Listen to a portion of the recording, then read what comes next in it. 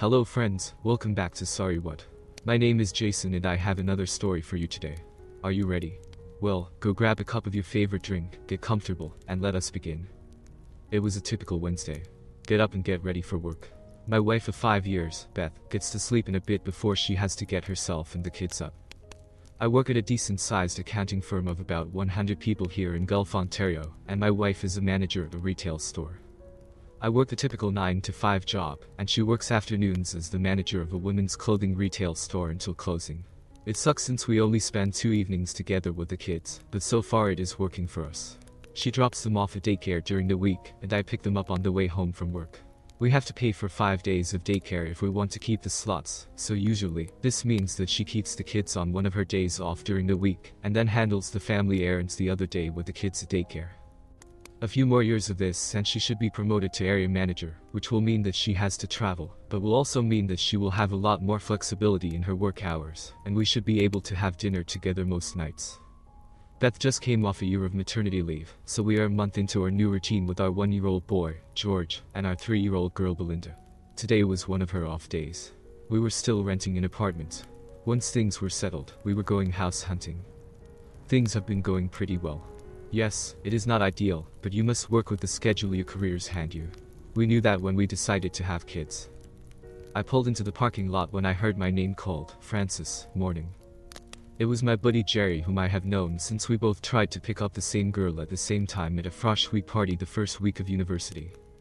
Morning Jerry, I replied. Did you hear something about a big meeting today? Nope, but then I had to leave early yesterday, he said. I'm sure we will hear all about it this morning. You know how the boss always likes morning announcements to wake everyone up. He smiled back at me and patted me on the shoulder as we walked in. I got to my desk and started for the day. The invite came along, and I guess it was all hands on deck because they had us broken into different meeting rooms. I bumped into Jerry on the way to the meeting. He was to go to a different room than me, but he decided to tag along with me. I should have known that there was something wrong when they had someone taking attendance at the door to each room, and Jerry was sent to his original room. There were 12 of us in our meeting room when the company president and human resources office manager showed up. We all looked at each other nervously. The president started. Unfortunately, I am the bearer of bad news. We just lost the contract for the Henderson Group. As you are all members of that team, you are all impacted by this. For some of you, this is your last day. For others, we will be keeping you for the transition period. I'm sorry. I just blanked out after that.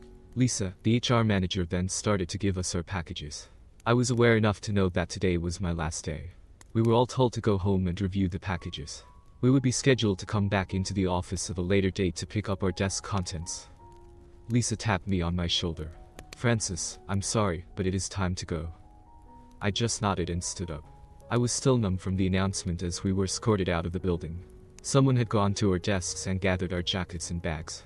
They handed them to us as we walked out the door. I got into my car when it finally hit me. The tears started. Beth just came back from maternity leave. What are we going to do? After about 10 minutes, I finally got myself together. I didn't need to get into a car accident on top of everything else. I noticed a few others were also still sitting in their own cars. I looked at Sally, my team leader. She had been crying so hard that her makeup had started to run. I gave her a sad nod and headed home. I walked in the door. Beth came around the corner. Francis, what are you doing home? I was all I managed to say before I flopped down hard onto the couch. She sat beside me. You know that I work on the Henderson account. She nodded. Well, the firm lost that account, and I have been laid off. I started to tear up again. Like for a few months? She asked. No, permanently. They sent me home with a package of papers to review. Now, I was kind of expecting a hug of support, and lines like, what are we going to do? But she sat back in her chair with a mad, disappointed look on her face. The kind she usually gets when some plans get screwed up. I ended up giving her a hug and said, don't worry, we will be okay. I stood up, picked up the package of papers, and headed to my home office to review them. As I was reviewing them, I heard Beth on the phone. I didn't hear the conversation well, but I heard bits and pieces. We have to cancel. I don't know when. I know, me too. I yelled out. Who was that, honey? There was a pause and then she replied. The next door neighbor. She was going to come over with her kids for a play date, but I told her that we had to cancel. I thought, funny, I don't remember her mentioning getting together with the neighbor before. The neighbor's kids are older than ours, so not much of a play date. I turned back to the papers. I wanted to sort out where we were with this. I had been with the firm for 6 years, and they were giving us 2 weeks for every year, so that worked out to about 3 months' pay. At least in the short term, we were okay. I then got my resume out. Better to jump on this quick. I spent the next hour updating it. I was always good at keeping on task. Get the resume updated before lunch, and then start the job search this afternoon. Beth stuck her head in a few times to see how I was doing. She still had an anxious look on her face. I told her of the 3-month pay package, and that we would be okay. Jury called at lunchtime to see how I was doing. Best as could be under the circumstances, I told him. How's Beth taking it? He asked. You know, she isn't reacting to it the way I thought she would. Maybe it is nothing, but instead of worried, I get the feeling that I'm inconveniencing some plans of hers. I replied. I'm sure it is because you guys haven't been in this position before, and she just doesn't know how to react yet. He suggested. You are probably right. I paused. Maybe we could get together one night once I have sorted things out. That sounds like a great idea, he replied. I looked at a few job sites after lunch, and I was able to find half a dozen jobs to apply to. I spent the afternoon on cover letters and fine-tuning my resume for each position, and got the applications into them. Nothing to do now but wait. Dinner was a bit quiet, but Belinda decided that she would be the entertainment committee, and got us all laughing. We didn't want to lose the daycare slots and wanted to keep the kids on their regular routine, so the kids went to daycare on the usual days. Beth, however, decided to be a bit more frisky before she went to work. I hadn't seen this side of her. Due to the work schedule, and since we just had the second kid, our sex life had gone to about once a week, and frankly, it wasn't anything special. We were usually too tired. However, the first full day laid off, after I dropped the kids off at daycare, she surprised me by wearing something sexy and dragging me off to the bedroom. We ducked like rabbits for an hour until she had to go to work. We used protection. We weren't sure if we wanted to try for number 3, and Beth always had a rough adjustment period when she was on the pill, so she kept off the pill until we knew for sure that we were done having kids. As we relaxed in bed, I asked, "Where did that come from?" "I thought you might need something to cheer you up." She responded with a smile and a kiss. I wasn't going to complain. After she left, I continued the job search. That was my full-time job now. After a few weeks, the sex was the only good thing. I was the junior of the other 6 people who had been let go, and the economy was starting to go into a downturn, so although I had a few interviews, nothing like an offer came through. I heard from another company. They scheduled an interview for tomorrow. I called Beth at work to let her know. She said that she knew that this one would work out. She knew it. The interview was bright and early. This job was in Kitchener, so I would have about a half-hour drive to get to the interview. I thought the interview went really well and was feeling good about my chances. They said they had a few other candidates to interview, and would let me know the following week. I got home all excited but was puzzled when I got home. Beth greeted me at the door and asked how it went. It wasn't so much what she said, but her general look. She had that same satisfied look that she gets after we make love, except that we didn't today. I guess the look on my face gave something away. "What is it?" she asked. "Oh, nothing." I recovered. I was just thinking about one of the questions they asked me. "Well, I am sure you did fine," she said and hugged me. That was another difference. I smelled her hair. She usually showered just before leaving for work, in an hour, but she had showered already. Something wasn't adding up. Beth didn't approach me for sex for the next few days. It was like she somehow got a drug fix and didn't need another hit yet. While I was waiting for the results from the last interview, another company from Kitchener contacted me, and I scheduled another morning interview. Beth was going to have to work again today, so when I finished my shower, I put a hair on her shampoo, and with a bit of inspiration, I dried off my shampoo and also put a hair on it. I then positioned it in a way that there was no way it would get wet if Beth took a shower. I then took a picture of the layout so I could compare it later. Beth gave me a kiss for good luck and off I went. I did manage to keep my mind on the task at hand, and I thought the interview went rather well. Unfortunately, the interviewer didn't have the same result from the first interview. She was honest and said that because I spent most of the last 6 years on just one client, I didn't have the broader experience that she was looking for. On a slightly positive note, she did say that she did like me, and that she would reach out if something else came up. It wasn't a happy drive on the way home. I know it hasn't been that long since I was laid off, but I was hoping that I would be getting more interviews and more positive feedback. It didn't help when the previous company called, and they also turned me down. They didn't offer a reason, so I just thanked them for their consideration and hung up. So far batting a big fat 0. I got home and Beth was the same as she was after the previous interview. She had that freshly ducked look. Again. I told her the bad news from today's interview, which frustratingly didn't seem to affect her mood, and then excused myself to the bathroom. I decided to hold on to the news of the previous interview. If the shower was what I expected, then I needed that company for a plan. Sheep. I quietly said to myself. Both her and my shampoos moved and they were both wet. I didn't even need the picture I took. She wasn't the only one that had to clean up. She definitely was ducking around. I sat on the toilet and took a deep breath. What else could go wrong in my life? I sat there for something like 10 minutes when Beth knocked on the door. "Are you okay, honey?" she asked. "Just a sec," I responded. I opened the door. Well, at least for the first time she seemed to have a look on her face that showed some concern for me. However, it wasn't the state of the job search that gave me the down look on my face. She hugged me. "Look, we will get through this. It has only been a few weeks. Keep applying and something will eventually come up." I managed to give her a small smile, and she gave me another hug and a kiss on the cheek. "Sorry, but I have to get ready for work." I left the bathroom and she took her usual shower. I guess to keep appearances. She showered and left for work. I sent in a few more applications, broadening the search area and job types, while I put together my simple plan. That night I had a great dinner and playtime with the kids before getting them to bed. Beth came home. I gave her the great fake news. "Beth, the interview from a couple of days ago.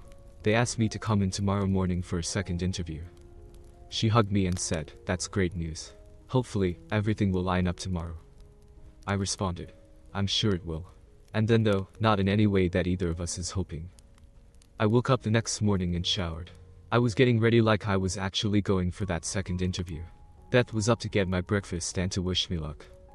I went back to our bedroom to finish dressing. While I was alone in the room, I opened up a corner of the curtain, just big enough to see through. She then gave me a goodbye kiss and I headed out. As before, I dropped the kids off at daycare, but this time, instead of heading to Kitchener, I drove back to the house. I parked around the corner and walked home. I saw the car in the driveway and I knew immediately who it was. It was her ex-boyfriend Bill. They dated in high school but broke up when he went to work in his father's auto shop and she went off to university in Toronto. He got married while she was in third year at university after he knocked up one of her friends. My wife was in the wedding party. This all happened before I met Beth. I knew him well as we got together a couple of times a year with him. He now runs his father's auto shop after his father stepped back after having a heart attack. He and his wife now have 3 kids. I snuck into the back of the apartment building. Our apartment was on the 2nd floor, and I could hear them moaning and groaning in bed. I turned my phone on video mode and started the recording. I was just tall enough standing on a picnic table to reach up and position the camera at the window. I could see a clear view of them on the phone screen. I didn't want to record any more than I needed, since I didn't want to get caught by her or some nosy neighbor. I did need the video to show both of their faces. Fortunately, they switched positions, and I got my version of a money shot, a clear view of their faces. I stopped recording and snuck back to my car. I drove to the other side of the city and went to a diner to stop to think. Obviously, a divorce lawyer was at the top of the list. Fortunately, with Beth working the afternoons, I had lots of time to make calls. But Bill couldn't get away free for his role in helping to destroy my family. I decided while sipping on my coffee to take a look at Bill. I pulled up his Facebook page. He didn't have much, so I switched to his wife. She posted every minute of her life, it seemed. I scrolled through all the posts and pictures. Then, things got worse. Their oldest daughter had just turned 9. Bill's wife decided to post a series of pictures of her at different ages. Bill's daughter at age 3 looked almost exactly like my daughter. Duck. How long has Beth been screwing him? Are the kids even mine? I pounded the table and got the attention of everyone in the diner. I squeaked out a sorry. I paid my bill and then left. It was time that Beth would be expecting me at home anyhow. I managed to keep things together when I got home. She asked how it went and I told her that I didn't get the job. It was an easy way to mask my real emotions at the time. I hid in my office as she got ready for work.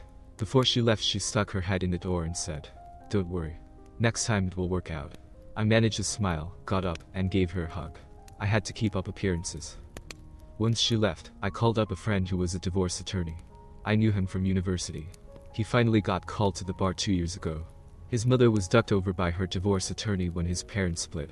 He hated his father who was cheating on her, and he wanted to make sure that no one else was ducked over by a cheating spouse. He would be perfect for me. "Jim, unfortunately, I will need your services.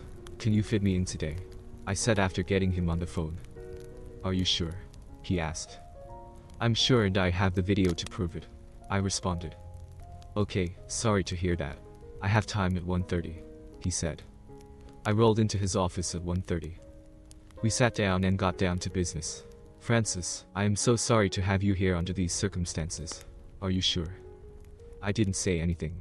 I just pulled out my phone and played the video. Okay. You sure? He said.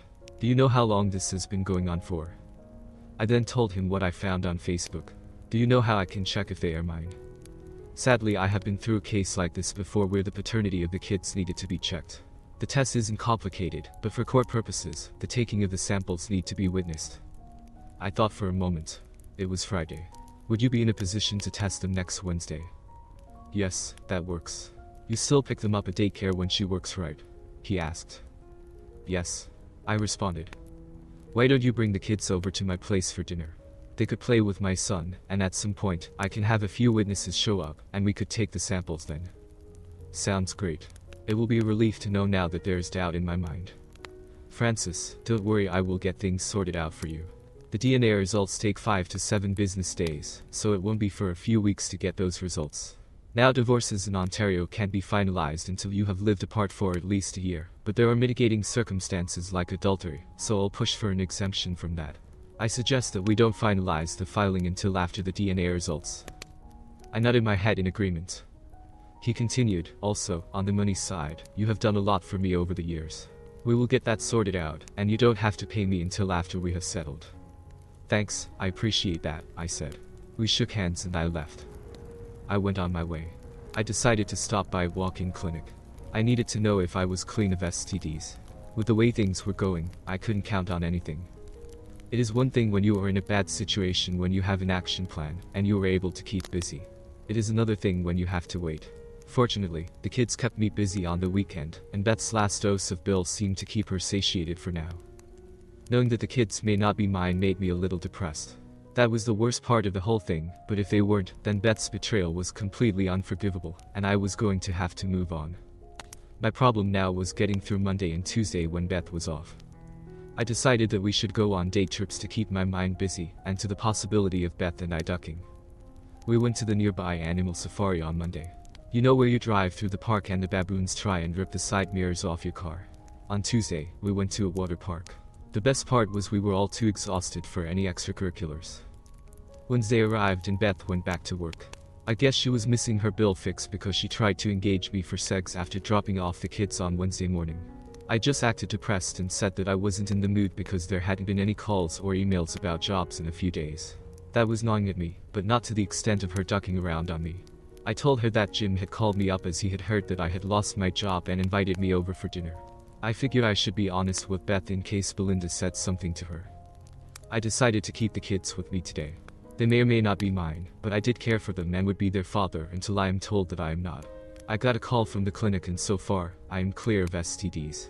I have to keep up appearances for now, so as long as we are still using protection, then I might as well take advantage of the free ducks. I'm just not going to do anything that might expose me. Dinner time rolled around, and we went to Jim's for dinner. Jim and his wife kept the discussions around just the job search and the kids, and didn't touch on anything about Beth and me. After dinner, Jim's witnesses showed up. George was easy. He wouldn't spill the beans and we got his sample without Belinda seeing. For Belinda, we played a game. We had ice cream. I bet her that a cotton swab was better than a spoon for eating ice cream. She thought I was silly, and we both used a cotton swab to scoop up some ice cream, and then we sucked on it to get the ice cream off of it. We then handed our swabs to Uncle Jim, who promptly handed them off to the witnesses. One of them would take the swabs for testing in the morning. Belinda thought the game was silly. Spoons are much better.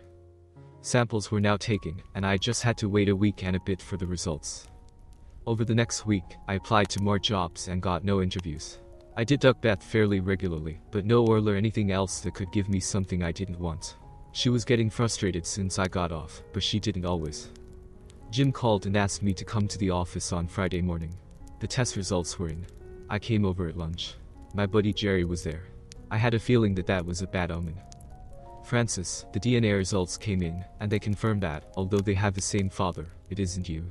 He paused, wondering how I was going to react. I just put my face into my hands and started to cry. Jerry sat beside me and hugged me. Francis, I am so sorry. After a few minutes, I finally sat back up and wiped the remaining tears from my eyes. I knew that this was the likely outcome. I had lots of time to think through various scenarios over the last few weeks. So, what now? I asked. Jim said, well, I assume that you want to file. Correct. I looked at Jerry. He nodded his support. Yes. Definitely. However, I have had a lot of time to think.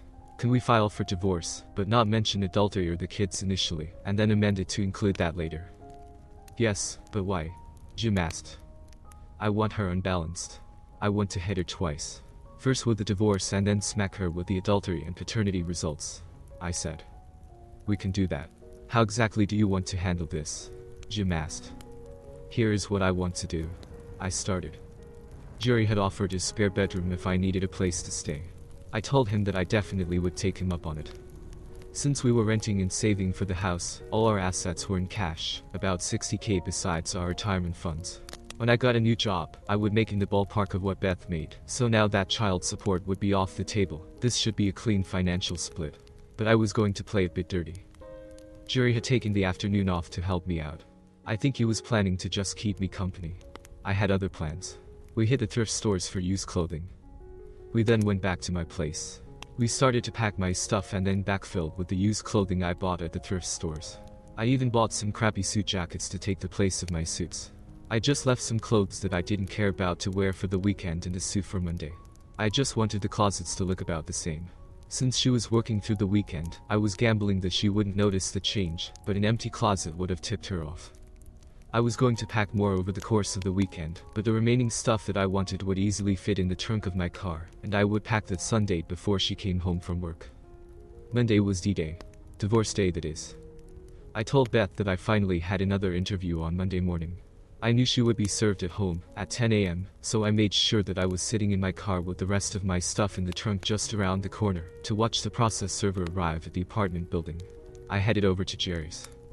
Jerry and his wife were at work, so they gave me a key to their house. On my way over, my phone started to blow up with calls and then text messages. I had changed my ringtones for her calls to Freedom by George Michael, so I just let it ring and ring. I checked the messages later over a drink. I parked my car in the garage and closed the door, just in case she came looking for me. I just finished moving the boxes into their spare bedroom when Jim called. Jim, this call is so unexpected, what's up? I asked with a smile.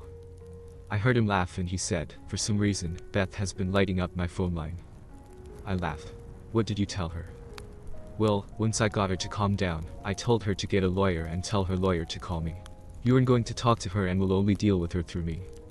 Great. And let's wait a bit before we meet with them. I want her to stew for a bit, I said. I hung up the phone. The next calls were from her parents. I liked them, but I needed all the cards to be played before I talked to them about their daughter and her behavior. Jerry called about an hour later to see how I was doing. He said that Beth had called him. He told her that he didn't know where I was and then acted shocked when she mentioned the divorce papers.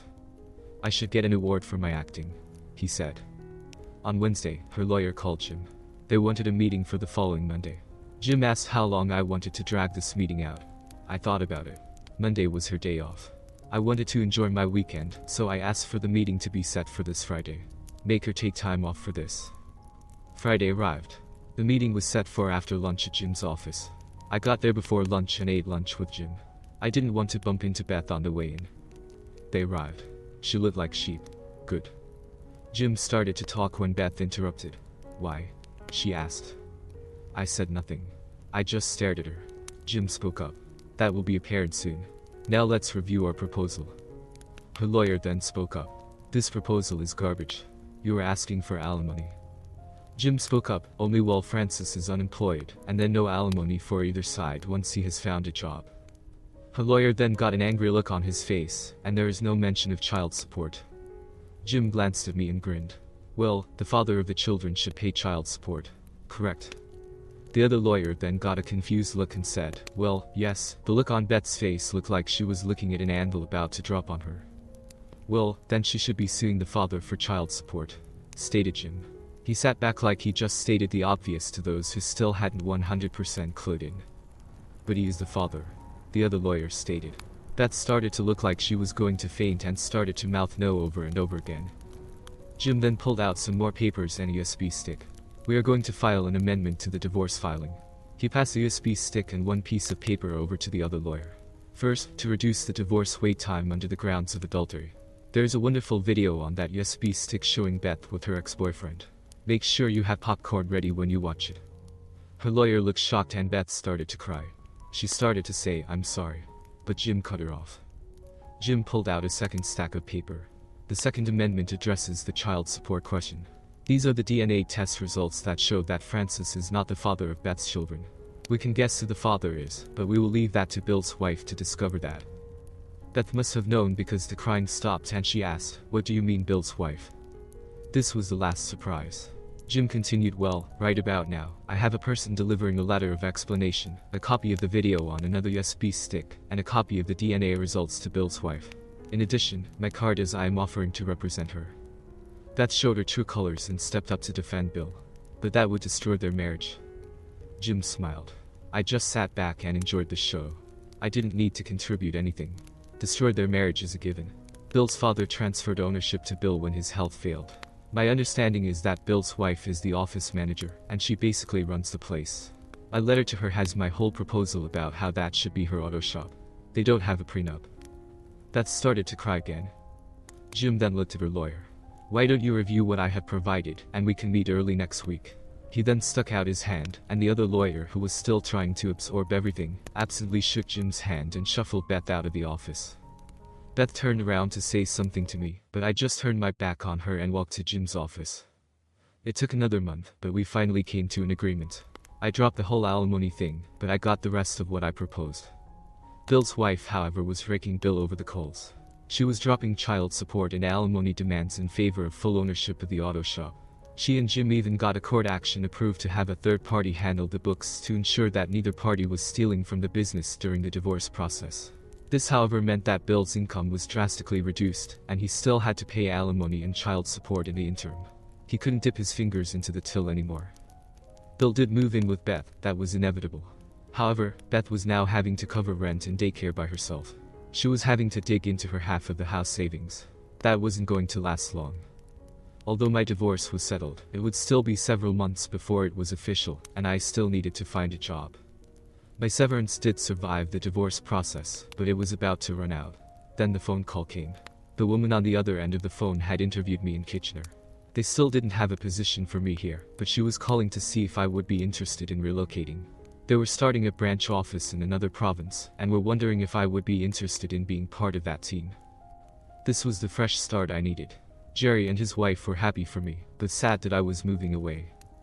I worked out of the Kitchener office for the next 2 weeks for training before relocating to Charlottetown. I had all my stuff packed up and ready to go. I said goodbye to Jerry and headed out. I decided to take one last drive by the old apartment. My understanding was that there was so much tension at the auto shop that Bill decided to work at another shop until the divorce agreement was in place. If his wife left, then he would have had to pay more interim alimony to her. I parked for a minute just thinking of what could have been. Then I saw Bill running out of the apartment building with Beth on his heels. I saw her throw a shoe at him. Glad that she is enjoying paradise. And that's it for today's story, friends. If you enjoyed today's story, leave a like and comment before you leave. Don't forget to subscribe and hit that notification button so you don't miss any video. Goodbye for now, and I'll see you in the next video.